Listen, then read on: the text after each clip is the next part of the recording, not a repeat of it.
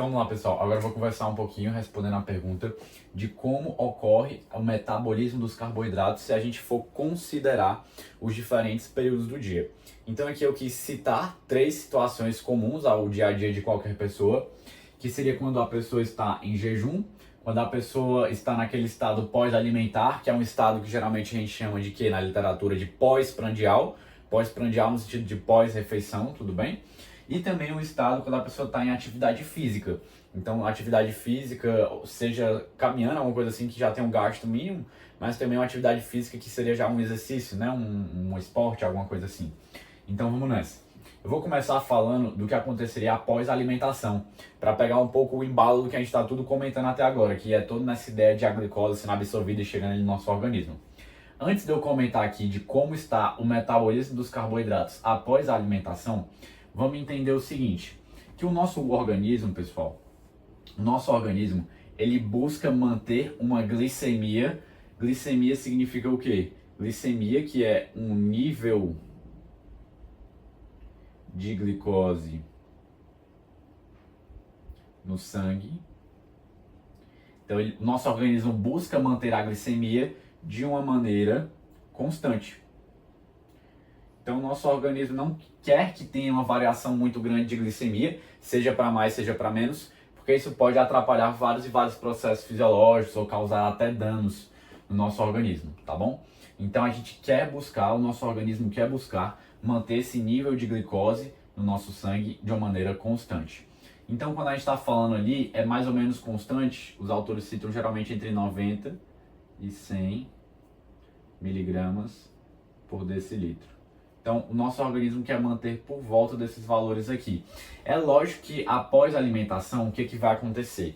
Teve todo aquele processo de digestão e absorção de carboidratos, que a gente já comentou muito bem, e vai subir ali até por volta de 120, 140, quando a gente está falando em condições fisiológicas. Subir o quê? A própria glicemia.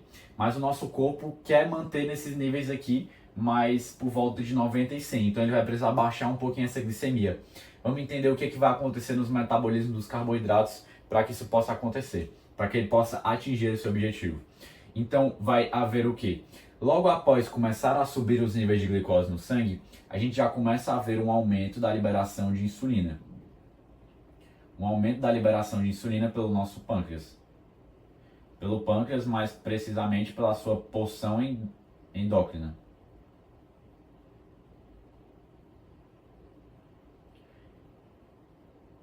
Certo, tudo bem. Então, quando eu tiver esse aumento da insulina, além de vários outros efeitos provocados pela insulina, vamos focar aqui nos efeitos da insulina quando a gente está falando do metabolismo dos carboidratos.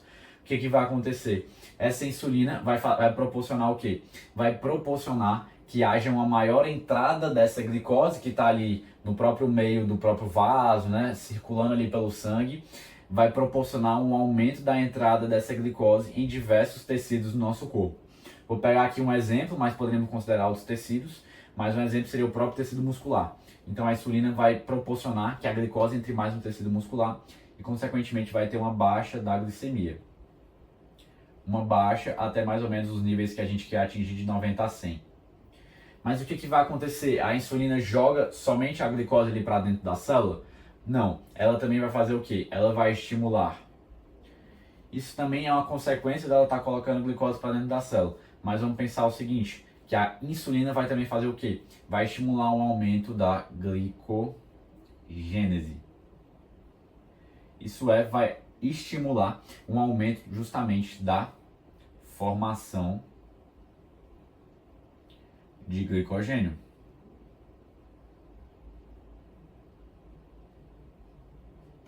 Então vai estimular esse aumento da formação de glicogênio que é justamente aquele polímero de glicose e a forma que a glicose fica armazenada.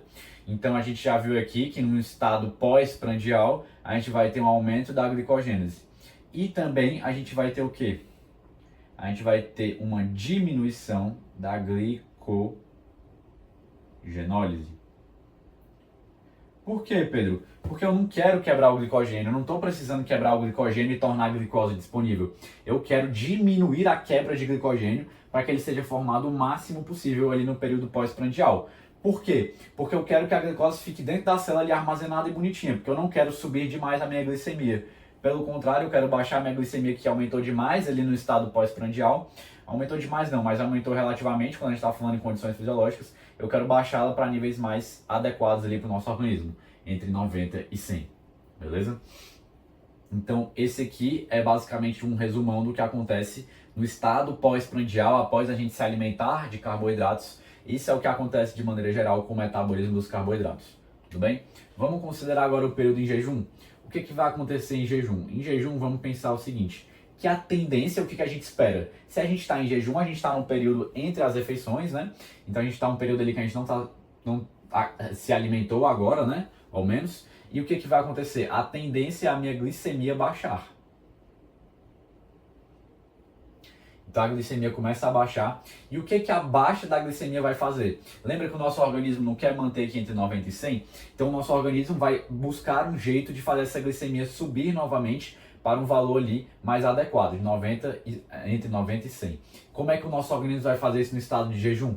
Ele vai estimular o aumento da liberação do glucagon pelo pâncreas. Pâncreas, endócrino, evidentemente. E o glucagon, por sua vez, vai fazer o quê? Vai restaurar a glicemia, vai fazê-la subir até chegar ao quê? Até buscar atingir por volta desses valores entre 90 e 100, certo? E como o glucagon vai fazer isso? O glucagon vai fazer isso estimulando um processo de glicogenólise. Então ele vai quebrar o glicogênio,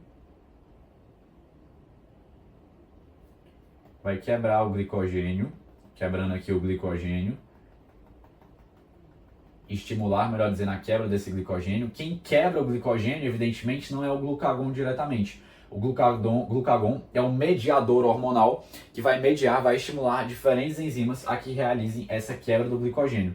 Então, quem quebraria aqui o glicogênio precisamente seria mais a enzima fosforilase, tudo bem? Então, haveria um estímulo dessa enzima por meio da ação do glucagon. E ao quebrar o glicogênio, a gente teria várias glicoses, certo? Então, isso aqui é um apanhadão geral. E além dele estimular o aumento da glicogenólise, ele também faz o quê? Ele reduz a glicogênese. Ele reduz a formação de glicogênio. Porque esse momento em jejum não é um momento que eu estou precisando estocar ali glicose em forma de glicogênio, mas é um momento que eu preciso quebrar esse glicogênio para, consequentemente, ter mais glicose disponível ali naquele estado em jejum. Aquele estado em que eu não estou conseguindo ter glicose por meio da alimentação, porque eu não estou me alimentando, porque eu estou em jejum. Tudo bem? Então, só para fechar aqui, fechei a parte de jejum, mas para juntar agora essas duas ideias aqui. Esses processos de glicogênese e glicogenólise ocorrem após a alimentação e em jejum, cada um qual, né? Mas esses processos todos comentados ocorrem especialmente um palco, que é o próprio fígado. Certo? Então aqui eu citei a célula muscular, porque também é importante, mas vamos pensar o seguinte, que o principal local onde ocorre a glicogênese aqui no estado pós-prandial e a consequente formação de glicogênio, que é esse processo, e o armazenamento desse glicogênio é no fígado, nos próprios hepatócitos. E quando eu estou no estado em jejum, quem vai ficar liberando ali glicose no meu sangue para me sustentar durante esse estado no qual eu não estou me alimentando é precisamente o fígado. Então o fígado, que é o local onde o glicogênio está armazenado em maior quantidade, é o local no qual vai haver esse processo, especialmente de glicogenólise, quando a gente está falando do estado em jejum. Então no fígado onde vai acontecer especialmente essas reações todas aqui do metabolismo que eu estou comentando com vocês, tá bom? Ações as quais são mediadas por hormônios. Insulina, quando a gente está falando no estado mais pós-prandial, é o hormônio mais presente. Quando a gente está falando no estado em jejum, o glucagon é o hormônio mais presente, tudo bem? Então é importante a gente entender essas relações e entender que o glucagon e a insulina exercem basicamente o quê? Esses efeitos opostos. Enquanto a insulina faz uma coisa, o glucagon faz outra. Esse aqui é o foco da explicação que eu queria fazer com vocês, tá bom? Sempre guardando essa ideia de que o nosso corpo em estado fisiológico quer buscar o quê? Quer buscar manter essa glicemia no nível constante. E ela vai fazer todos esses processos para atingir esse seu objetivo. Processos que são diferentes a depender do estado que o nosso organismo se encontra, se é um estado pós-prandial ou se é um estado em jejum. Então, vamos agora comentar aqui sobre a atividade física. Então, alguns autores relatam na própria atividade física, vamos entender o seguinte, antes de entrar aqui na própria explicação. Se eu estou no estado em atividade física, eu preciso o quê? Eu preciso que haja uma disponibilidade de glicose. Porque com essa disponibilidade de glicose, o que vai acontecer? Vai haver maior substrato energético para minhas próprias células musculares. Então eu preciso fazer o quê? De maneira lógica, de maneira intuitiva. Na atividade física, eu preciso aumentar a minha glicemia numa quantidade razoável que seja a suficiente para alimentar de maneira adequada as minhas células musculares. Então, para aumentar essa glicemia, o que se espera? Que a gente vai haver o quê? A gente vai haver um aumento da glicogenólise, isto é, a quebra do glicogênio, para assim a gente conseguir disponibilizar mais glicose para o nosso organismo, tudo bem? E a gente vai haver principalmente isso, mas também vai haver a redução da glicogênese.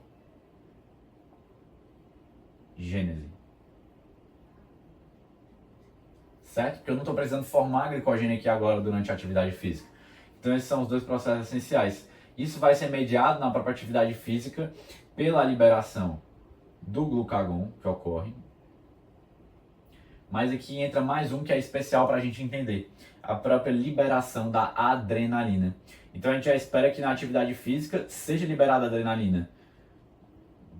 Haja um maior estímulo no meu sistema nervoso simpático, consequentemente libere-se mais adrenalina.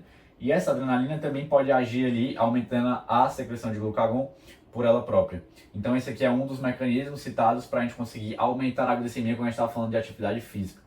E sabe-se também que, saindo um pouco da atividade física, também pode englobar ela, mas também em condições que, só para deixar aqui citado também, o próprio cortisol, ele pode ser capaz de fazer o quê? O cortisol pode fazer os aminoácidos tornarem-se mais disponíveis, causando um certo catabolismo muscular. Isso saindo um pouquinho da atividade física, entrando em outros contextos, mas isso geralmente quando a pessoa fica num estado ali sem se alimentar durante muitos dias, um estado hipoglicêmico de muitos dias. O que vai acontecer? Cortisol acaba sendo liberado e essa liberação de cortisol torna aminoácidos mais disponíveis. E lembremos que os aminoácidos, ao chegarem no fígado, podem lá no fígado passarem por um processamento, por um processo chamado de gliconeogênese, e a partir dessa gliconeogênese, esse processo que funciona a partir do substrato de aminoácidos, nesse caso aqui que eu estou dando, pode se formar a glicose. Tudo bem? Então, isso aqui é o principalzão que eu também queria não deixar de citar do cortisol para vocês, tá certo? Então, a atividade física é basicamente isso. Graças ao glucagon e à adrenalina, a gente consegue subir um pouquinho mais a glicemia via esses processos que esses hormônios atuam. Os hormônios atuam diretamente causando a glicogenólise? Quem vai causar a glicogenólise em si são as próprias enzimas. Então, só recapitulando aqui mais uma vez, uma ideia para deixar fixada mesmo, mas a glicogenólise, especialmente pela fosforilase. Certo? Então eu queria só recapitular essa. E a glicogênese é onde ocorre ali a formação do próprio quê? Do próprio glicogênio, também é um processo muito importante da gente destacar. Então esse aqui é o principal, um apanhadão geral que eu queria só recapitular, revisar com vocês sobre o metabolismo dos carboidratos ao longo do dia, considerando ao longo do dia especialmente esses três momentos, esses três períodos do dia.